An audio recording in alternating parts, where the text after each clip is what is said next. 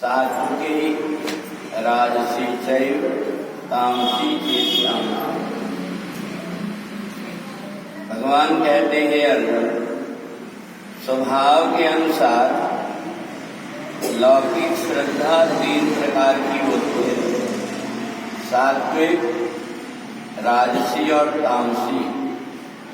वे 3 प्रकार की श्रद्धा है जिसमें हम परमात्मा की पूजन करने का हमारा मन तो होता है, परंतु हम किसकी पूजा करते हैं ये हमारी श्रद्धा के ऊपर निर्भर करता है कि हम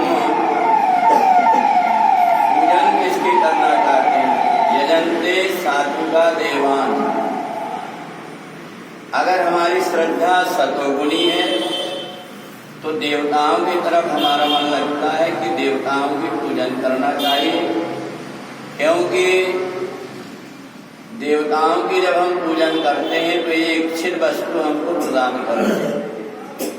और यक्ष रक्षांसी राजसा, जो रजोगुणी वाला व्यक्ति होता है वो या तो राक्षसों की पूजा करता है या यक्षों की पूजा करता है, सिद्धि प्राप्त करके दूसरों को रिझाने के लिए अनेक प्रकार के उपाय करता है।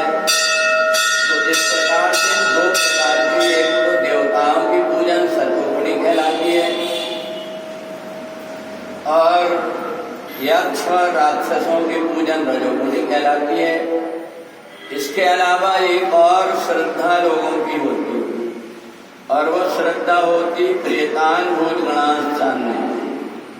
किसी व्यक्ति की मृत्यु हो गई, उसकी आत्मा को जगा करके और उससे अपनी मन इच्छित कार्य करना। तो ये 3 प्रकार की अलग अलग प्रकार की श्रद्धा है, परंतु इतना जरूर है कि ये जो श्रद्धा है इनके फल भी अलग अलग है। देवताओं को पूजने वाला तो देवताओं को प्राप्त हो जाता है और यक्ष और गंधर्वों को पूजा करने वाला उनके लोक में जाकर अटक जाता है, और जो भूत प्रेतों की पूजन करके अपने स्वार्थ को सिद्ध करना चाहता है वो प्रेत योनि में भटकते रहता है। अब अर्जुन के मन में आया कि अगर हम साधना ही करना चाहें तो हम कैसे साधना करें। तो भगवान ने 17वें अध्याय में 3 प्रकार की साधना बताया। शरीर के द्वारा भी साधना होती है, मन के द्वारा भी साधना होती है और वाणी के द्वारा भी साधना होती है। शरीर के द्वारा जो साधना होती, देव द्विज पूजनम च प्राज्ञम। भगवान कहते हैं देवताओं की पूजन करने से, जो अपने से श्रेष्ठ है उन द्विजों की पूजन करने से, और इसी प्रकार से अपना खान पान सुधार करके देवताओं के जिस प्रकार का भोग है उसके अनुरूप भोजन बना करके भोजन करना, आयु सत्य बलारोग्य। तो ये तो हो गया शरीर का। शरीर के द्वारा हम ब्रह्मचर्य व्रत का पालन करें, देवताओं की द्विज की पूजन करें, ये हमारी शारीरिक हमारा तप हो गया है। अब इसी प्रकार से हमारा वाणी का तप होता है कि हमेशा सत्य बोलें, कभी कभी थोड़ा समय निकाल करके मौन धारण करें और इस प्रकार की वाणी जो दूसरों को कष्ट ना पहुंचाए ऐसी वाणी बोलें। वाणी के द्वारा परमात्मा के नाम का कीर्तन जप करें, ये वाणी का तप कहलाता है। और मना प्रसादा सौम्यत्वम, मन का प्रसन्न रखना, मन को, मन से किसी का बुरा नहीं सोचना। इस प्रकार की हमारी जो धारणा होती है तो हमारे शरीर के द्वारा भी तप हो जाता है, मन के द्वारा भी तप हो जाता है और वाणी के द्वारा भी तप हो जाता है।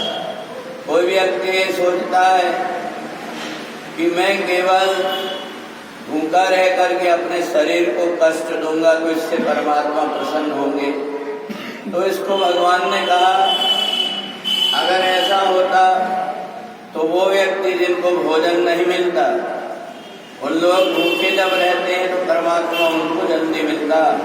तो इसलिए ऐसा नहीं है, बल्कि युक्त आहार विहारस्य युक्त स्वप्नाबोधस्य, शरीर के साथ में अगर कोई व्यक्ति अति करता है तो बाद में उसका परिणाम उसको भोगना पड़ता है। इसलिए जो विधि है उस विधि के अनुसार शरीर के अंदर जितनी क्षमता है उतना ही उसको तपाना चाहिए। आप ढोलक को देख लें, ढोलक अगर रस्सी ढीली रहती है तो भी आवाज नहीं आती, और रस्सी ज्यादा खिंच जाती है तो भी आवाज खराब हो जाती है।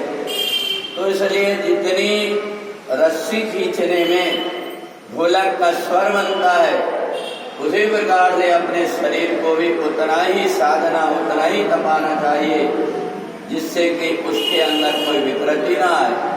तो इस प्रकार से सतोगुण, रजोगुण और तमोगुण तीनों प्रकार की भगवान ने श्रद्धा का वर्णन किया। ये सब सुनने के बाद में, जानने के बाद में भी हमारा मन कई बार विचलित हो जाता है। हमारा मन देश काल परिस्थिति के अनुसार कहाँ कैसी धारणा रखना चाहिए, कहाँ कैसी सोच रखना चाहिए, इसका ध्यान रख करके कर्म करना चाहिए।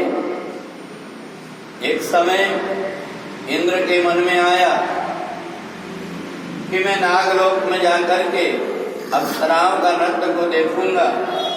तो वो वहां चला गया और जाकर के दरबार लगा इंद्र का।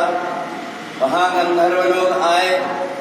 वहां पर उन गंधर्वों में माल्यवान नाम का एक गंधर्व आया जो बड़ा सुंदर भजन गाता था, बड़ा सुंदर भी देखने में लगता था।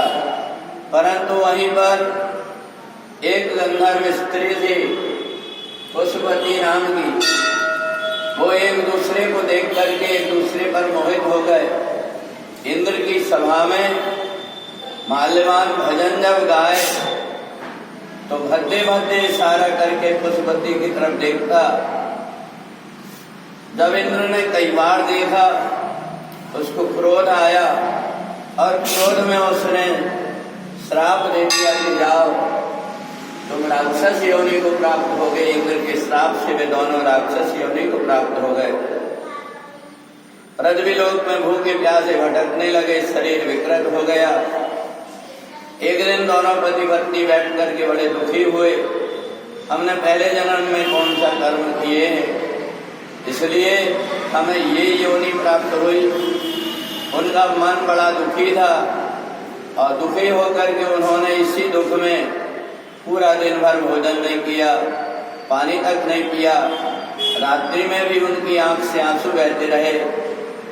तो धर्मराज दृष्टि से भगवान कहते हैं उस दिन माघ मास के शुक्ल पक्ष की जया एकादशी थी। पूरा दिन उन्होंने भोजन भी नहीं किया, रात्रि भी ठंडी के कारण व्यतीत किए। उन्होंने प्रायश्चित करते रहे कि हम क्या करें। तो एकादशी के व्रत के प्रभाव से उनका शरीर छूट करके फिर से वो गंधर्व लोक को चले गए।